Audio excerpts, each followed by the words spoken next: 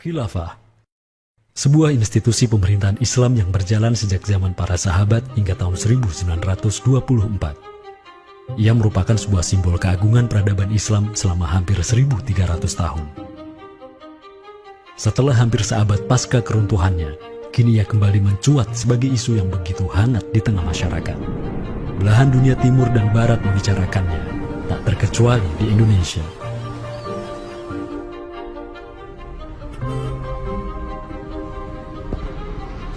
Perdebatan tentang khilafah tak terhindarkan. Apakah ia pantas diterima atau tidak di zaman modern saat ini? Kita tahu khilafah atau kehilafahan Islam itu di Nusantara bukan hal yang baru. Ya, sudah ada hubungan relasi antara kesultanan-kesultanan dan kerajaan Islam Nusantara dengan kehilafahan di Turki Utsmani atau wilayah Arab secara keseluruhan itu sejak abad ke-7.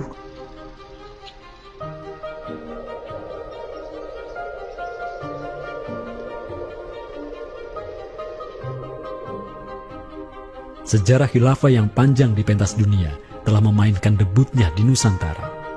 Islam yang diemban para punggawanya telah menjadikan Nusantara jaya dan menjadi sumber utama perlawanan terhadap para penjajah. Inilah kisah tentang Nusantara dan jalinannya dengan sang negara adidaya. Inilah kisah tentang khilafah yang menjadikan rakyat Nusantara sebagai satu umat dengan Muslim sedunia. Inilah kisah tentang jejak khilafah di Nusantara.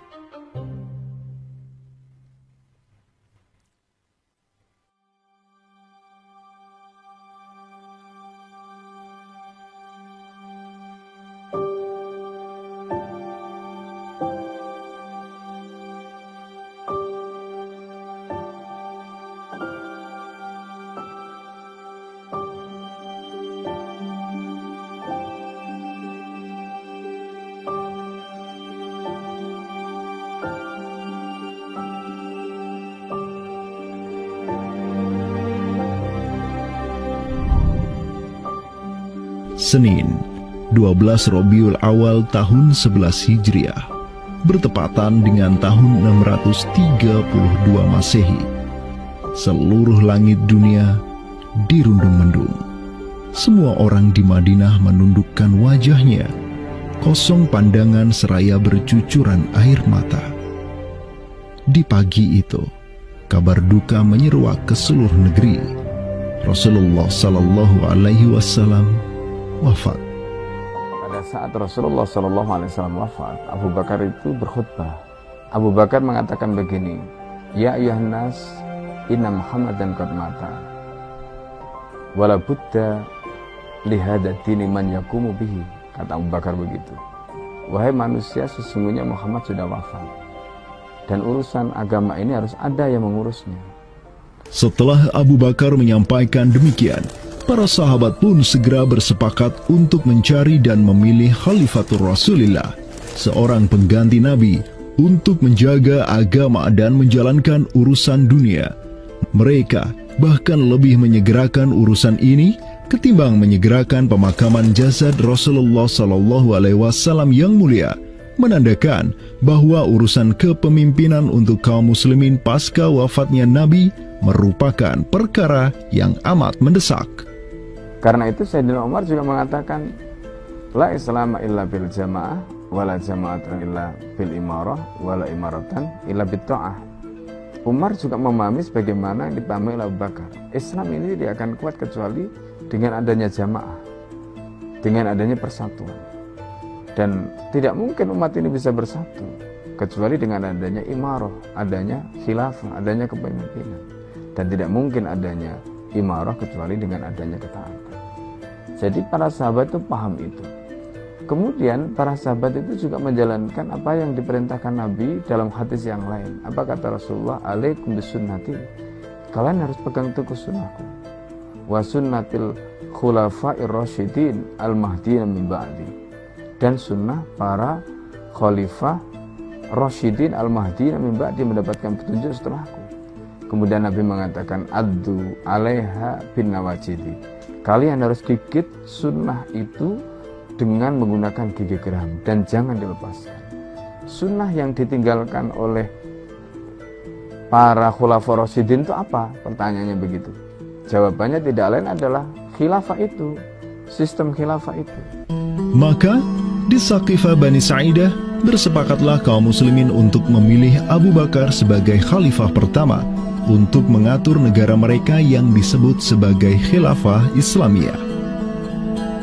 Negara khilafah di bawah kepemimpinan Abu Bakar dan khalifah-khalifah setelahnya, Umar bin Khattab, Utsman bin Affan, dan Ali bin Abi Thalib cepat sekali berkembang.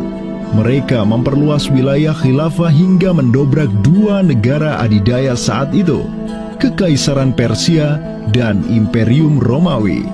Semua aktivitas ekspansi tersebut merupakan realisasi kebijakan politik luar negeri khilafah Islamiyah, dakwah, dan jihad. Sementara di Timur Tengah sedang terjadi revolusi tauhid yang luar biasa dengan munculnya negara adidaya baru yang bernama Khilafah Islamiyah. Jauh di sebelah timur, terbentang sehamparan kepulauan yang teramat luas wilayahnya. Masing-masing pulau ini begitu hijau hutannya, mata air mengalir dengan begitu derasnya, disertai kekayaan alam yang melimpah ruah jumlahnya, baik di bawah maupun di atas tanah, baik sebelum maupun selepas pantai. Negeri itu dikenal sebagai Nusantara. Diapit oleh dua benua dan dua samudra, amatlah strategis posisi wilayah Nusantara, menjadikan ia sebagai pelabuhan dagang yang ramai, tempat bertemunya bangsa-bangsa dunia. Kala itu, belumlah penduduk di Nusantara mengenal Islam, sementara kehidupan mereka sedang diselimuti oleh kegelapan. Namun, tatkala Islam sedang membara di Timur Tengah, tentu sampailah pengaruhnya ke Nusantara.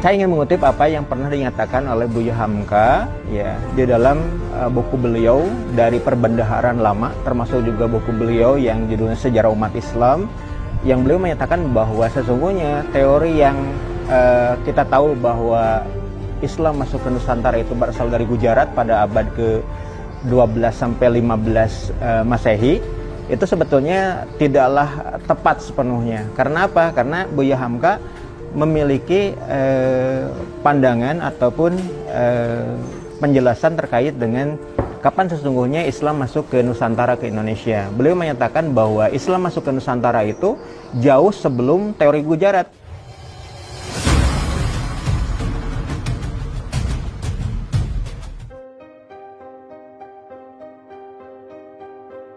Di bawah pemerintahan Khulafaur Rasyidin yang wilayahnya membentang dari Afrika Utara sampai Persia, perdagangan kaum muslimin berkembang pesat dengan dikuasainya pelabuhan-pelabuhan strategis di Samudra Hindia. Hubungan diplomatik dan komersial pun terjalin dengan sejumlah kerajaan dari India sampai Cina.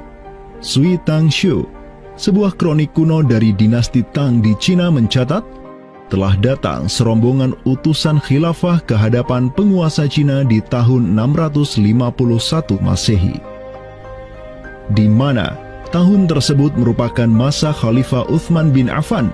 Hubungan khilafah dengan dunia timur terus berlanjut sampai di mana khilafah beralih ke pemimpinannya di bawah otoritas Bani Umayyah. Apabila hubungan negara khilafah dengan kekaisaran Cina sudah terjalin sejak masa Khulafaur Rasyidin melalui jalur laut, tentulah utusan khilafah akan melalui wilayah Nusantara yang menjadi penghubung antara Timur Tengah dan Asia Timur. Dan di ujung paling barat wilayah Nusantara, terdapat pulau besar yang kala itu dikenal oleh bangsa Arab sebagai Sribuza, pelafalan mereka untuk menyebut kerajaan Sriwijaya. Pelabuhan-pelabuhan di kerajaan Sriwijaya senantiasa menjadi titik transit setiap kapal yang hendak melanjutkan perjalanannya. Tentu, penguasa Sriwijaya akan menyadari keberadaan pelayar-pelayar muslim yang singgah di wilayah kekuasaannya. fakta bahwa kerajaan Maharaja Indravarman di Sriwijaya itu ada komunikasi dengan Daulah Umayyah, mengirim surat 2 kali yang isi suratnya itu dari raja dengan 1000 gajah ya dan sebagainya, yang menunjukkan surat menyurat seabad itu yang menunjukkan ada hubungan kekhilafahan dengan Nusantara. Dan secara historis ya sangat logis ketika itu superpower dunia adalah khilafah. Surat yang dikirim oleh Maharaja Sri Indrawarman dari Sriwijaya tersebut dialamatkan ke Damaskus, ibu kota Khilafah Umayyah yang saat itu dipimpin oleh Khalifah Umar bin Abdul Aziz.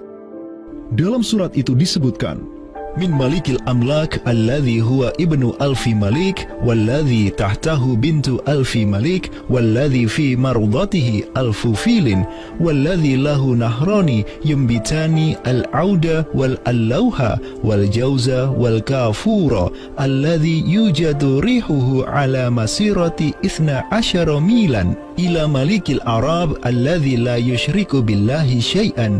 Amma ba'du, fa inni qad ba'athtu ilayka bihadiyatin wa ma hiya bihadiyatin walakinnaha tahiyatun wa ahbabtu an tab'atha ilayya rajulan yu'allimunil islama wa yuwaqqifuni ala hududihi wassalam. Maka di bawah kepemimpinan sang Khalifah Umar bin Abdul Aziz, khilafah menyebarkan rahmatan lil alamin ke segala penjuru dunia, termasuk Nusantara.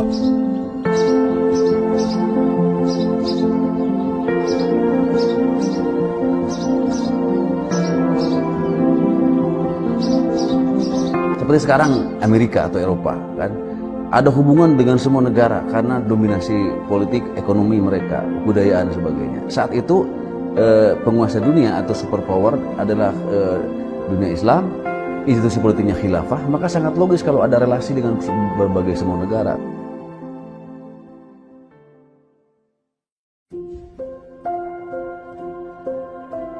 Tahun 1258, dari arah timur datanglah segerombolan pasukan yang mengerikan.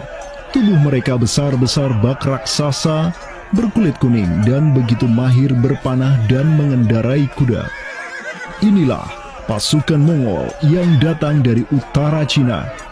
Khalifah Al-Musta'sim itu dibunuh oleh Hulagu Khan, ya, pemimpin tentara Mongol.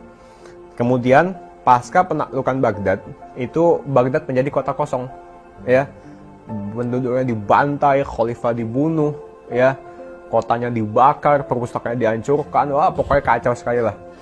Nah, tapi ternyata banyak keluarga Abbasiyah, ya, dinasti Bani Abbasiyah yang dia itu selamat dari pembantaian orang-orang Mongol, dan mereka itu akhirnya berdiaspora, mengungsi, ya. Ada yang berdiaspora, ada yang mengungsi ke Hijaz, ada yang mengungsi ke daerah Najd, ya, ada yang mengungsi ke daerah Mesir. Ada satu keturunan Abbasiyah, Bani Abbasiyah, yang dia itu mengungsi sampai ke Aceh, gitu. Dimana Aceh itu dulu, ya, negara yang berkuasa di sana adalah Samudra Pasai.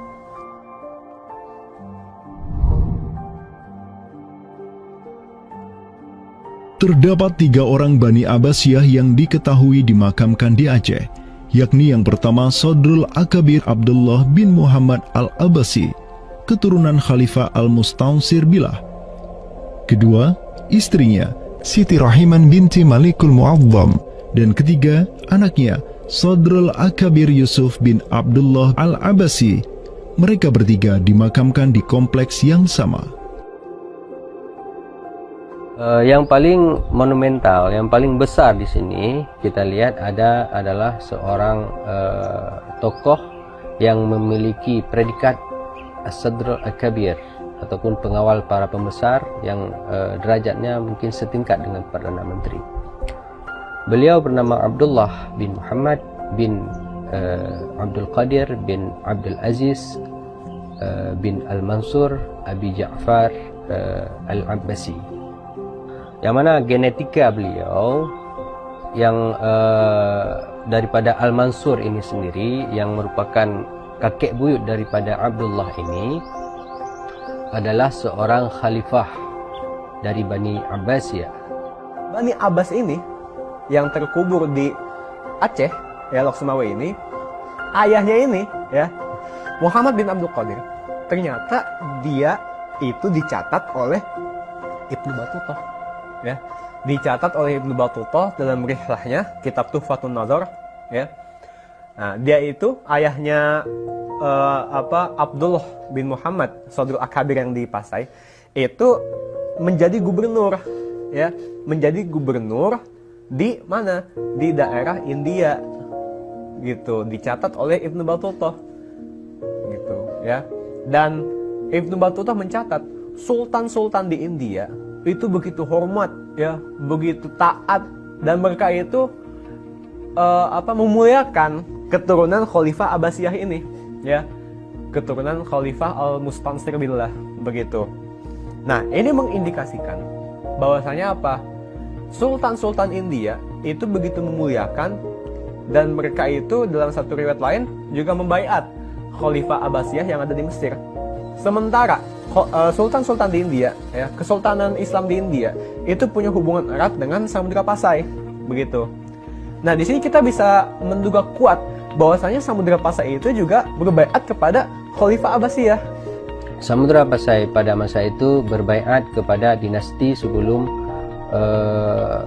Utsmaniyah berkuasa, yaitu kita menduga dan meyakini hal tersebut sesuai fakta-fakta yang kita temukan di lapangan bahwa Madinatul Sumatera ataupun Jaziratul Jawi, Samudra Pasai itu berbaiat langsung kepada dinasti Abbasiyah. Sultan Zainal Abidin bin Ahmad bin Malikus Zahir bin Malikus Saleh, penguasa Pasai di masa Sodrul Akabir Abdullah Al-Abbasi hidup, menyatakan baiatnya kepada Khalifah Al-Mutawakkil 'ala Allah di Kairo di awal abad ke-15. Begitu pula sebelumnya, Sultan Muhammad bin Tughluk di Delhi diikuti oleh Sultan Jalaluddin Muhammad dari dinasti Raja Ganesh di Bengali dan penguasa dari dinasti Utsmaniyah di Turki, Sultan Bayazid pertama. Seluruh sultan di dunia Islam menyatakan baiatnya kepada Khilafah Abbasiyah semenjak gelombang badai Mongol berhasil dihentikan oleh pahlawan-pahlawan Mamluk. Pusat Khilafah Abbasiyah kini berpindah ke Kairo, Mesir, dan menjadi magnet kaum muslimin global. Dari pusat khilafah inilah dakwah Islam mulai bangkit kembali dan menggencarkan aktivitasnya dengan mengirim berbagai juru dakwah ke seluruh penjuru alam. Dengan Samudra Pasai yang mendaulatkan dirinya sebagai Darul Islam yang berbaiat kepada Khalifah, Samudra Pasai mengemban tugas untuk mengubah seluruh Asia Tenggara dari Darul Kufri menjadi Darul Islam. Sultan Zainal Abidin Ra Ubabdar dibantu oleh putra Sodrul Akabir Abdullah bin Muhammad Al-Abbasi, yakni Yusuf bin Abdullah, yang di pucuk pusaranya tertera nama kakeknya Khalifah Al-Mustansir Billah, banyak menaklukkan wilayah-wilayah yang belum Islam di Sumatera dan Semenanjung Malaya. Seperti Ra Ubabdar. Ra Ubabdar itu berasal dari dua kata, Ra dan Ubabdar, yang mana artinya adalah penguasa gelombang. Ini adalah sebuah predikat yang sangat luas sebenarnya maknanya. Sesuai dengan masa yang ditorehkan pada waktu tersebut, bahwa Sultan Zainal Abidin Ra Ubabdar bin Ahmad bin Muhammad bin Al-Malik Al-Salih ini adalah salah satu masa kegemilangan Samudra Pasai, yang mana kita ketahui setelah masa tersebut yang memimpin Kesultanan Sumatera adalah anak keturunan daripada beliau ini, yang jumlahnya sampai 11 orang sultan. Bergerak dan terus bergerak itu meluaskan dakwah Islamnya sampai ke pulau-pulau. Itu masa Zainal Abidin Ra Ubabdar, terutama penakluk gelombang yang dijuluki beliau itu melebarkan sayap itu sampai ke seluruh Asia Tenggara. Digelarilah Sultan Zainal Abidin Pasai dengan sebutan Ra Ubabdar, bahasa Persia untuk gelar sang penakluk gelombang, karena dengan arungan pasukannya yang luar biasa di atas gelombang laut Nusantara, ia membuka banyak sekali wilayah, seperti Malaka misalnya, di mana di sanalah Sultan Zainal Abidin Ra Ubabdar menempatkan putranya Sultan Mansur sebagai penguasa Darul Islam Malaka. Kesultanan Samudra Pasai banyak pula mengirimkan juru dakwahnya untuk meminta penguasa-penguasa Nusantara lain agar menerima Islam. Salah satu juru dakwah tersebut dikirim ke Jawa Timur, pusat pemerintahan rezim yang mendominasi wilayah Nusantara saat itu, Kerajaan Majapahit.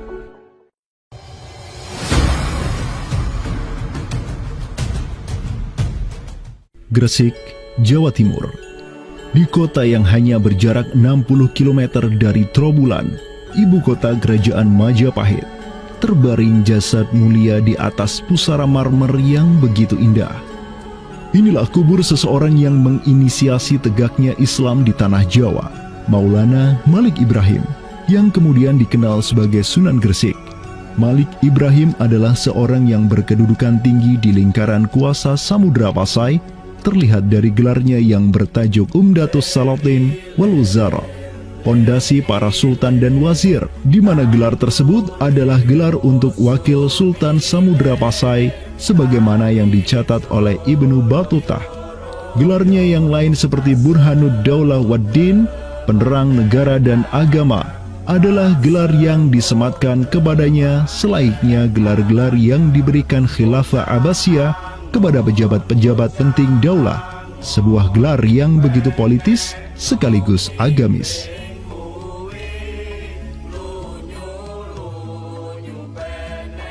Maulana Malik Ibrahim dikirim oleh Pasai untuk mendakwahkan Islam kepada rakyat dan para penguasa Majapahit. Banyak orang-orang dari kesultanan ini, Kesultanan Samudra Pasai, yang itu berbaiat langsung ke khalifah, itu mengirim orang-orang atau orang-orang Pasai itu banyak bermigrasi ke daerah-daerah lain di Nusantara. Misalkan ya, kalau kita perhatikan makam tertua ya, salah satu makam tertua di Jawa yang sekarang terletak di Gresik, siapa orangnya ya? Pemilik makam ini itu adalah Maulana Malik Ibrahim. Maulana Malik Ibrahim ya, kalau kita perhatikan makamnya yang di Gresik itu sama persis gayanya dengan apa? Dengan makam-makam yang ada di Pasai, begitu. Nah, ini merupakan bukti bahwasanya Sunan Gresik itu pernah ada di Pasai, ya, dan dia itu ya tahu sendiri lah, ya, bahwasanya Maulana Malik Ibrahim yang kemudian dikenal juga sebagai Sunan Gresik itu merupakan salah satu dari Wali Songo.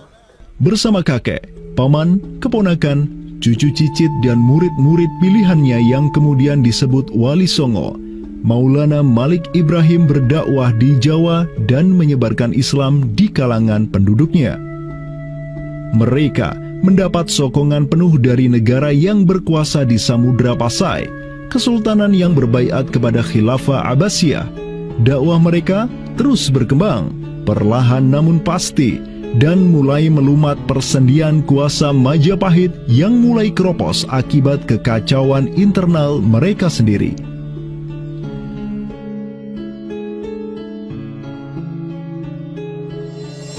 Para Wali Songo juga dihormati karena sebagian besar dari mereka menyandang status sebagai keturunan Nabi melalui jalur Husain bin Abi Thalib yang terus turun-temurun kepada Muhammad Sahib Marbal, turun lagi ke Alawi sampai ke Imam Jamaluddin Al-Husaini yang dikenal juga sebagai Syekh Maulana Jumadil Kubra, yang dari dialah para Wali Songo lahir sebagai anak-anaknya.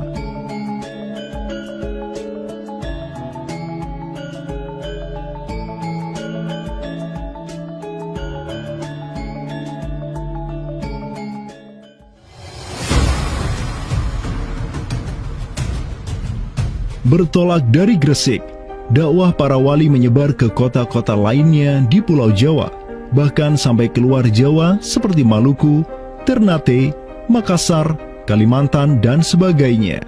Selain kalangan rakyat, banyak pula pejabat-pejabat Majapahit yang tercerahkan dengan Islam dan sukarela mengucap syahadatain, seperti para adipati Majapahit di Palembang, Cirebon, Semarang, Pekalongan, Jipang sampai Mataram. Tak tanggung-tanggung, Di antara mereka yang berislam bahkan merupakan sang putra mahkota Majapahit sendiri, Pangeran Jimbun alias Raden Patah, yang merupakan buah dari pernikahan Raja Brawijaya kelima dengan seorang putri Cina. Ketika dewasa, Raden Patah belajar kepada Sunan Giri di Surabaya, kemudian diangkat menjadi Adipati Demak oleh ayahnya. Kemudian di tahun 1478, Brawijaya kelima digulingkan oleh pesaingnya dari Kediri, Girindra Wardana. Tahta Majapahit yang diduduki oleh musuh ayahnya lantas membuat Raden Patah di Demak beserta seluruh elemen Islam di Jawa pimpinan para Wali Songo bangkit berjihad melawan Girindra Wardana dan penerusnya Patih Udara. Mereka terus berjihad dengan penuh keberanian hingga akhirnya berhasil melumat kekuasaan Majapahit yang dipegang oleh para pemberontak dari pihak Girindra Wardana dan Patih Udara. Kaum muslimin pun meraih kemenangan hingga akhirnya mereka berhasil memproklamirkan berdirinya sebuah daulah Islam pertama di tanah Jawa, Kesultanan Demak, pada tahun 1482. Digelari Raden Patah sebagai Senopati Jimbun Ningrat Ngabdurrahman Panembahan Palembang Saidin Panatogomo, atau dengan gelarnya dalam bahasa Arab Sultan Syah Alam Akbar Al-Fatah. Dialah sultan yang telah memfutuhat Jawa menjadi Darul Islam.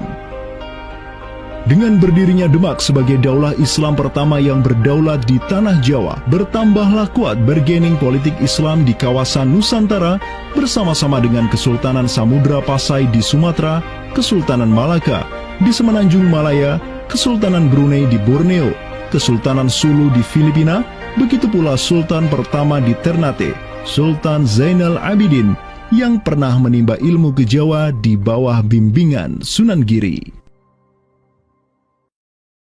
Dalam rentang abad yang bersamaan, kemenangan daulah Islam di kawasan Nusantara juga diiringi dengan penaklukan Konstantinopel, ibu kota Romawi Timur, oleh salah seorang sultan dari Bani Uthmaniyah, Muhammad Al-Fatih. Penaklukan Konstantinopel sekaligus menandakan tamatnya riwayat Imperium Romawi Timur untuk selama-lamanya. Penaklukan Konstantinopel pada tahun 1453 oleh Muhammad Al-Fatih, sang Sultanur Rum, merupakan realisasi dari janji yang telah terucap ratusan tahun sebelumnya oleh lisan mulia sang Sayyidul Mustafa, Rasulullah Muhammad Sallallahu Alaihi Wasallam. Sungguh, Konstantinopel akan benar-benar ditaklukkan. Sebaik-baik pemimpin adalah pemimpin yang berhasil menaklukkan Konstantinopel, dan sebaik-baik pasukan adalah pasukan yang menyertainya. Dengan dikdayanya kuasa Islam di tanah Rum, menjadikan para penguasa Uthmaniyah mempunyai citra istimewa di kalangan rakyat Nusantara.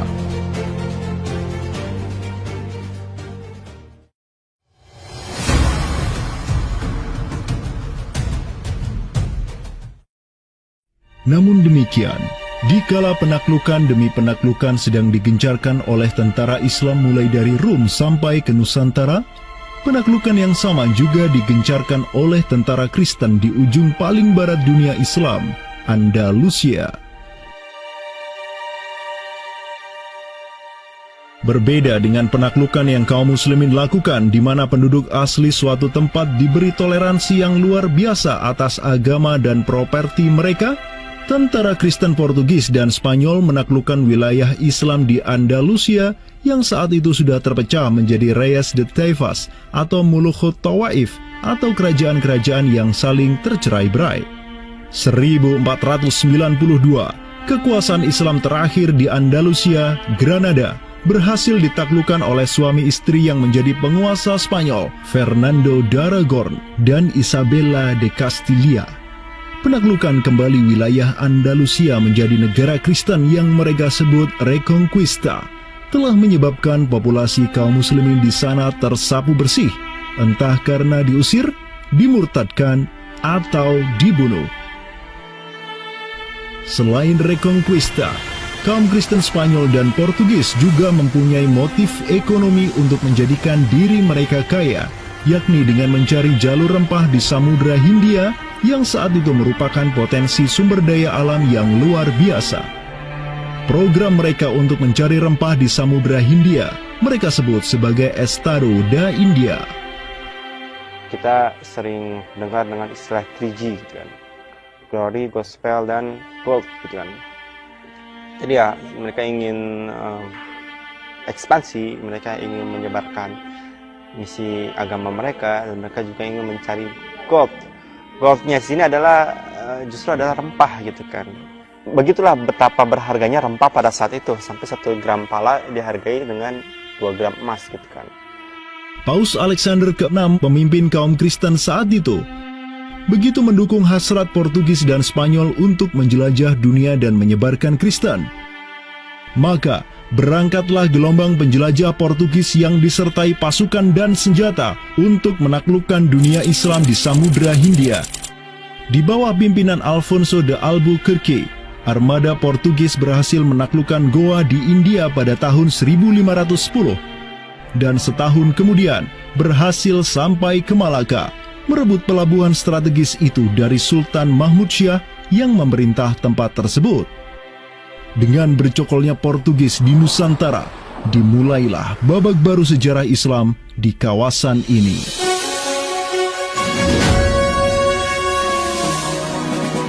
Sementara di Nusantara tengah berlangsung gejolak dengan hadirnya Portugis yang berpusat di Malaka, cucu dari Sultan Muhammad Al-Fatih dari Bani Uthmaniyah, yakni Sultan Selim pertama, berhasil meluaskan pengaruh dan kekuasaannya di dunia Arab.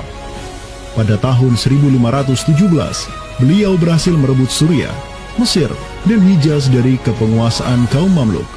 Khalifah Al-Mutawakkil 'alallah ketiga dari Bani Abbasiyah beserta Syarif di Makkah kini menyerahkan kepemimpinan umat Islam sedunia dan pelayanan 2 kota suci kepada Sultan Salim pertama, penguasa Uthmaniyah yang bukanlah mereka berdarah Arab. Perlu dicatat bahwa penjelasan tentang Al-A'immatu fi Quraisyin itu, kalau kita merujuk kepada kitab Ar-Rawdah, Rawdatul Talibin wa Umdatul Muftin, memang ada hal yang menarik di sini. Di satu sisi ada mengatakan bahwa syarat khalifah itu harus Quraisy. Tetapi Imam Nawawi sepakat ketika katakanlah dari Quraisy tidak ada, terus diambilkan dari mana? Maka kemudian disebutkan di situ ya di luar Quraisy, bisa dari bani ini, itu yang disebutkan di dalam kitab Allah. Karena itu sebenarnya syarat al-a'immah fi Quraisyin itu bukan syarat yang wajib, tetapi difahami di sini berdasarkan penjelasan yang diantaranya disebutkan dalam kitab Allah tadi, itu adalah merupakan syurut afdaliyah.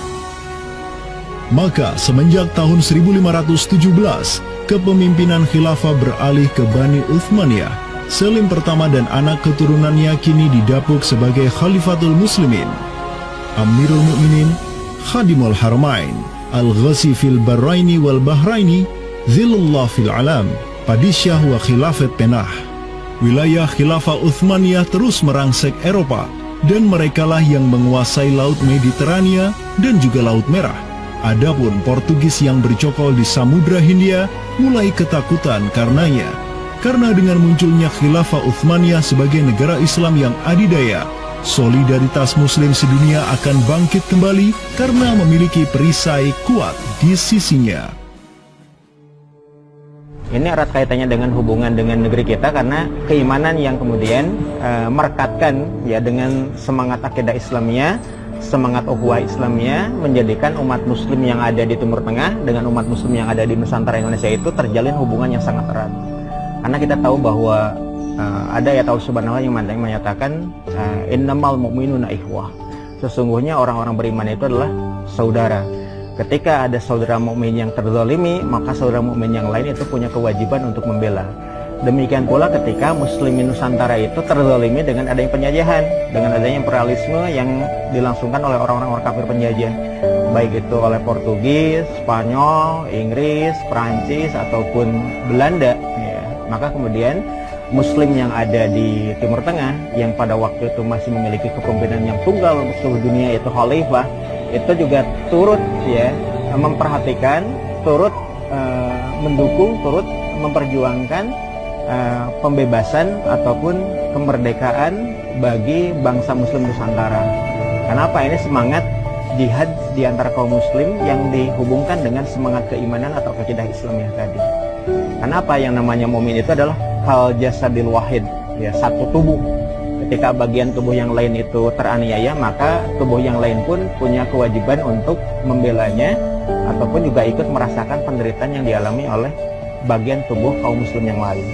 Semenjak Portugis berhasil menancapkan kukunya di India dan Malaka, tidak hanya dua wilayah tersebut yang ditimpa petaka, namun juga hampir seluruh kesultanan di Samudra Hindia dan Nusantara. Sultan dari Samudra Pasai kala itu, Zainal Abidin bin Mahmud bin Zainal Abidin Ra'ubabdar, yang mendaulatkan dirinya sebagai Al-Qaim tahta Amri Rabbil Alamin, orang yang berdiri di bawah perintah Tuhan semesta alam, mengirim surat kepada Portugis di Malaka untuk menggugat kelakuan mereka yang sangat merugikan kaum muslimin di kawasan. Namun apalah daya, Sultan Zainal Abidin yang ini kemudian dikenal sebagai penguasa terakhir Pasai, karena setelah ia wafat pada tahun 1517, bala tentara Portugis datang ke Pasai dan menaklukkan kesultanan Islam pertama di Nusantara itu dengan penuh tipu daya. Tak hanya Pasai yang berhasil ditiadakan, Portugis juga mampu menahan serangan pasukan Islam dari Demak sampai Sultannya Patiunus bin Raden Patah syahid di Lumat Muntahan Meriam Portugis pada tahun 1521.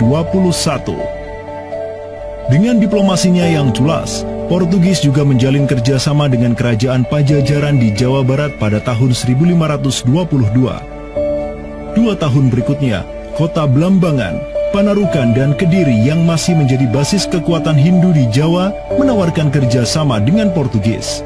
Maka, Portugis banyak sekali mendapat aliansi sesama kafir yang berada di berbagai wilayah di Nusantara untuk bersatu padu menghantam kekuatan politik Islam yang baru tumbuh di Pulau Jawa.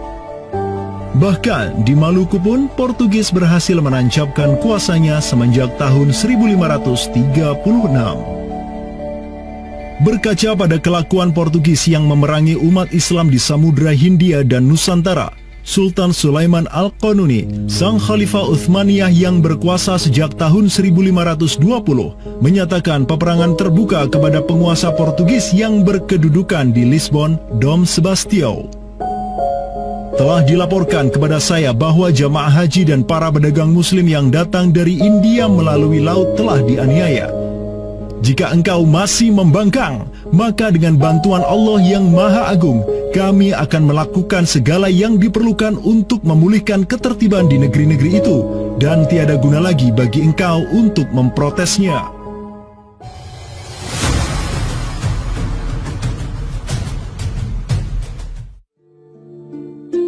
Penjaga kedaulatan Islam di Sumatera yang harum selama ratusan tahun, Samudra Pasai, kini sudah sirna di bawah kungkungan Portugis. Namun, harapan kemenangan itu masih ada. Karena tak lama setelah itu muncul kekuatan baru yang terbit di ujung utara Sumatera, Kesultanan Aceh. Kita mengetahui bahwa Sultan Aceh yang pertama adalah Sultan Ali Mughayat Shah. Ya, beliau wafat tahun 1530. Dan ini merupakan masa yang bersamaan dengan Sultan Sulaiman Al-Qanuni dari Khilafah Utsmaniyah. Prestasi Sultan Ali Mughayat Shah telah dicatat dengan tinta emas sejarah. Kegemilangan Sultan Aceh pertama itulah yang direkam Syekh Ahmad Zainuddin Asy-Syafi'i Al-Malibari, yang merupakan murid dari ulama tersohor Ibnu Hajar Al-Haytami. Dalam kitabnya Tuhfatul Mujahidin fi Ba'di Akhbaril Burtukaliyin, Syekh Zainuddin Asy-Syafi'i menulis, dan mereka Orang-orang Portugis, semoga Allah mengalahkan mereka, mendatangkan berbagai barang dari negeri-negeri yang jauh. Mereka menjadi ramai dan bertambah banyak di kawasan. Para penguasa berbagai pelabuhan menuruti kehendak mereka sehingga mereka sepenuhnya menguasai pelabuhan-pelabuhan tersebut. Pelayaran hanya dapat dilakukan dengan jaminan keamanan dari mereka. Perdagangan dan kapal-kapal mereka bertambah banyak dan sebaliknya. Perdagangan muslimin di luar kapal-kapal dan benteng-benteng yang mereka bangun makin merosot. Tiada seorang pun yang dapat merebut kota-kota pelabuhan itu selain Sultan yang mujahid, Ali Al-Ashi. Semoga Allah menerangkan kuburnya. Karena Sultan Ali Al-Ashi lah yang telah membuka Sumatera dan menjadikannya Darul Islam. Semoga Allah membalas kebaikannya untuk kaum muslim dengan sebaik-baik balasan. Kalau kita perhatikan makam Sultan Ali Mugoyatsya, di situ ada kalimat menarik yang terpampang di inskripsi makamnya. Al-Ghazi fil barri wal bahri yansuruhullah. Ya. Bahwasanya Sultan Ali Mugoyatsya itu juga dikenal sebagai Al-Ghazi, ya, petarung fil barri wal bahri. Selama masa Sultan Alauddin Riayat Shah Al-Qahar, Aceh melancarkan serangan besar-besaran ke Malaka demi menghancurkan Portugis.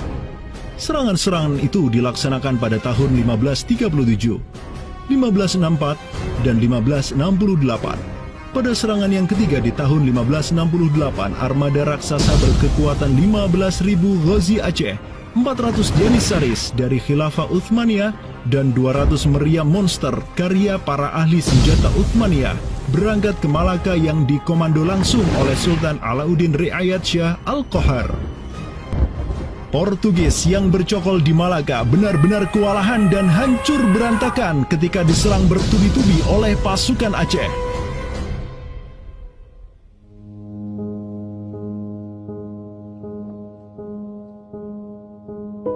Walau demikian, Portugis berhasil bertahan karena dibantu oleh sekutu-sekutunya dari Johor dan Kedah.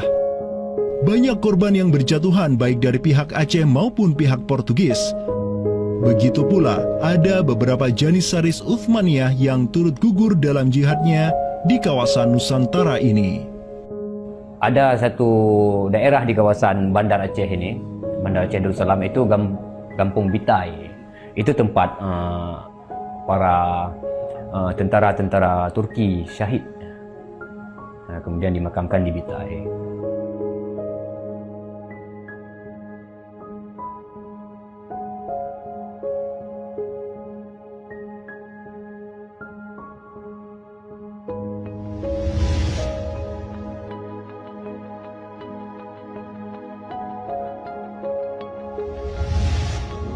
Mungkin kita melihat juga dari segi numismatik atau mata uangnya, banyak sekali dirham-dirham Turki Utsmani kita temukan di sini. Ini adalah Gampung Pande, sebuah rawa kumuh yang terletak di tepi pantai Kutaraja, Banda Aceh. Semenjak tahun 2006, tempat ini sudah dijadikan sebagai tempat pembuangan akhir untuk sampah dan tinja. Kemudian sempat pula ingin dibangun di atasnya instalasi pengolahan air limbah atau IPAL oleh Pemda setempat. Namun siapa sangka, di tempat yang nasibnya begitu menyedihkan hari ini, di tahun 2013 lalu, telah ditemukan tidak kurang dari 6.000 keping dinar dan dirham yang dicetak oleh Khilafah Utsmaniyah dan Kesultanan Aceh. Dari Sultan Sulaiman Al-Qanuni kita temukan di sini. Kemudian Sultan Murad juga kita temukan di sini. Gampung Pande yang merupakan salah satu kawasan Islam tertua di Aceh, di mana di sanalah terdapat ribuan makam tokoh-tokoh penting Islam yang datang dari seluruh penjuru negeri. Dan beginilah nasibnya sekarang, terhinakan oleh orang-orang yang melupakan sejarah besarnya, tak tersentuh oleh peradaban modern yang durhaka kepada sejarah Islamnya. Walau demikian, kenangan tentang mereka takkan pernah hilang dan akan terus teringat oleh anak cucu kita. Mereka akan terus mengingat bahwa orang tua kita dahulu, para penguasa kita yang soleh dulu, pernah menyatakan baiatnya kepada Amirul Mukminin khalifahnya umat Rasulullah Sallallahu Alaihi Wasallam.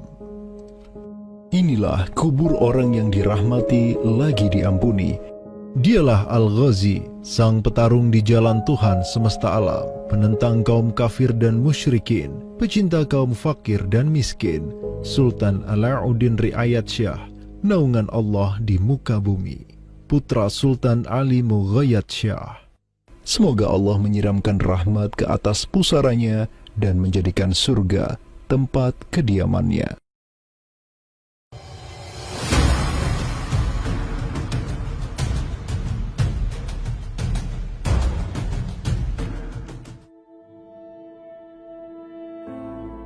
Seiring angin Katulistiwa yang terus merayu, gelora Islam juga terus melaju dari Aceh, Jawa, dan terus menyusur ke arah timur sampai ke Jaziratul Muluk, Kepulauan Raja-Raja.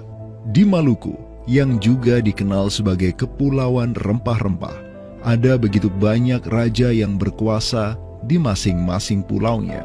Namun, semenjak Zainal Abidin, penguasa Ternate yang masuk Islam dan belajar kepada Sunan Giri di Jawa, Ternate langsung memproklamirkan dirinya sebagai negara Islam.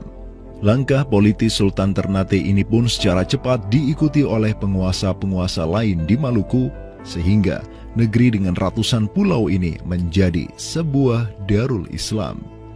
Tatkala Portugis menaklukkan Malaka, sang jenderal Portugis Alfonso de Albuquerque mengirim 3 kapal di bawah pimpinan Francisco de Serrao. Mereka berhasil mencapai Maluku, kemudian berbasis di Pulau Ambon, Banda, dan Seram.